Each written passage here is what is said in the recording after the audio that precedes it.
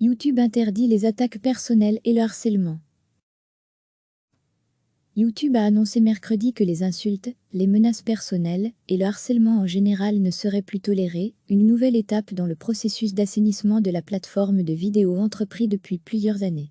Nous ne permettrons plus les contenus malveillants qui insultent quelqu'un sur la base de ses caractéristiques personnelles, comme la race, le genre ou l'orientation sexuelle, déclare Matt Alprin, vice-président de la filiale de Google, dans un communiqué en ligne. Cela s'applique à tout le monde, aux individus comme aux créateurs de contenu et aux responsables politiques, ajoute-t-il.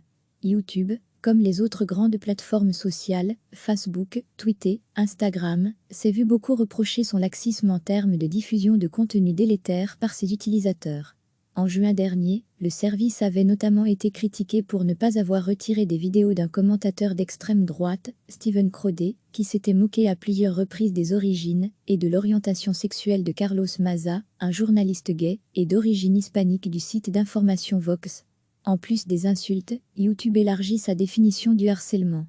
Désormais, les menaces sous-entendues ou implicites seront interdites au même titre que les menaces explicites, indique Matt Alprin. Cela comprend les contenus simulant de la violence envers un individu ou des termes impliquant que des violences physiques pourraient avoir lieu, détaille-t-il. Manipuler une arme en parlant de quelqu'un, ou encore placer son visage sur une vidéo de jeux vidéo violents ne seront plus acceptables. Par exemple, YouTube prévoit une série de mesures de rétorsion contre les chaînes qui enfreignent de façon répétée le code de conduite anti-harcèlement. Impossibilité de générer des revenus, suppression de contenu, le réseau pourra aller jusqu'à supprimer les chaînes récidivistes. Mais ce durcissement du règlement n'a pas convaincu Carlos Maza. Les insultes malveillantes étaient déjà interdites, YouTube ne met en place ce genre de mesures que pour distraire les reporters du vrai sujet. La non-application de ses propres règles a-t-il réagi sur Twitter ? Le journaliste estime que les contenus haineux, en général, constituent un problème plus important plus que les insultes personnelles, et cite des commentateurs politiques qui appellent à la haine, avec le sourire contre des groupes de population, les musulmans ou les migrants. Par exemple, en juin, face aux critiques, YouTube a privé les vidéos de Steven Crowder d'accès aux revenus publicitaires. Mais la démonétisation ne marche pas sur YouTube, insiste Carlos Maza. Les gens comme Crowder gagnent de l'argent grâce aux ventes de produits dérivés et aux donations. Tant que YouTube leur offre une plateforme gratuite pour trouver de nouveaux clients, ils continueront à déroger aux règles. Depuis 2017, et au gré de différentes polémiques et scandales, Google, maison mère de YouTube, a lourdement investi pour renforcer ses processus de détection et retrait des vidéos ou propos problématiques, avec un mélange de systèmes automatisés, intelligence artificielle et de ressources humaines. L'accent a d'abord été mis sur les appels à la haine, les images terroristes, les commentaires pédophiles, etc. Le renforcement des règles présentées mercredi s'applique aussi aux commentaires. La plateforme dit en avoir retiré plus de 16 millions rien qu'au troisième trimestre de cette année, spécifiquement pour des raisons de harcèlement, et s'attend à ce que ce chiffre augmente dans les trimestres à venir. Nous donnons aussi aux créateurs le pouvoir d'orienter la conversation sur leur chaîne, explique Matt Alprin. Quand nous ne sommes pas certains qu'un commentaire enfreint nos règles, mais semble potentiellement inapproprié, les créateurs ont l'option de l'approuver avant qu'il soit publié sous leur vidéo.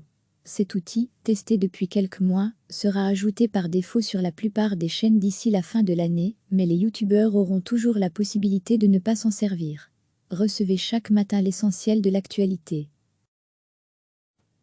YouTube a annoncé mercredi que les insultes, les menaces personnelles et le harcèlement en général ne seraient plus tolérés, une nouvelle étape dans le processus d'assainissement de la plateforme de vidéo entrepris depuis plusieurs années. Nous ne permettrons plus les contenus malveillants qui insultent quelqu'un sur la base de ses caractéristiques personnelles, comme la race, le genre ou l'orientation sexuelle, déclare Matt Alprin, vice-président de la filiale de Google, dans un communiqué en ligne. Cela s'applique à tout le monde, aux individus comme aux créateurs de contenu et aux responsables politiques, ajoute-t-il.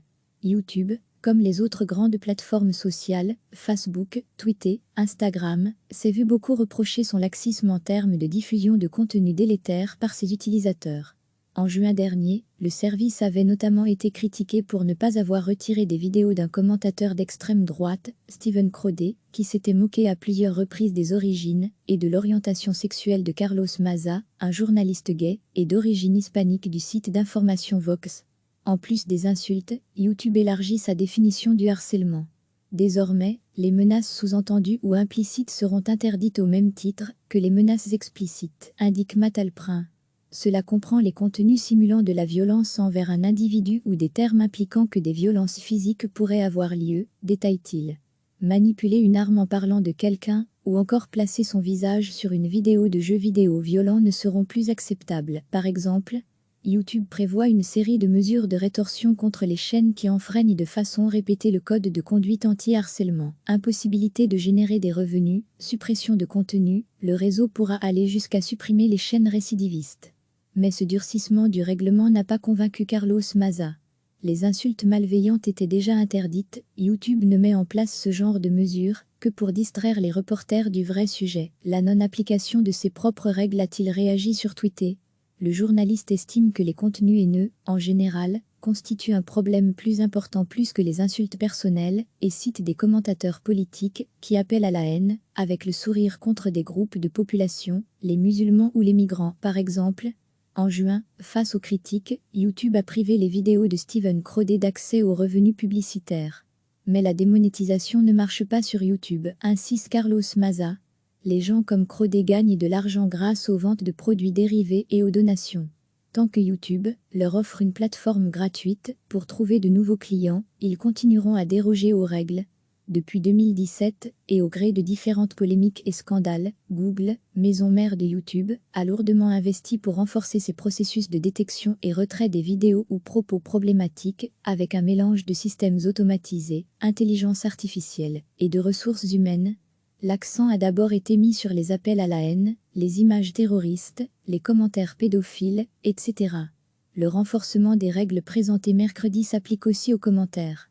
La plateforme dit en avoir retiré plus de 16 millions rien qu'au troisième trimestre de cette année, spécifiquement pour des raisons de harcèlement, et s'attend à ce que ce chiffre augmente dans les trimestres à venir. Nous donnons aussi aux créateurs le pouvoir d'orienter la conversation sur leur chaîne, explique Matt Alprin. Quand nous ne sommes pas certains qu'un commentaire enfreint nos règles, mais semble potentiellement inapproprié, les créateurs ont l'option de l'approuver avant qu'il soit publié sous leur vidéo. Cet outil, testé depuis quelques mois, sera ajouté par défaut sur la plupart des chaînes d'ici la fin de l'année, mais les youtubeurs auront toujours la possibilité de ne pas s'en servir. Cliquez sur s'abonner pour recevoir les dernières nouvelles.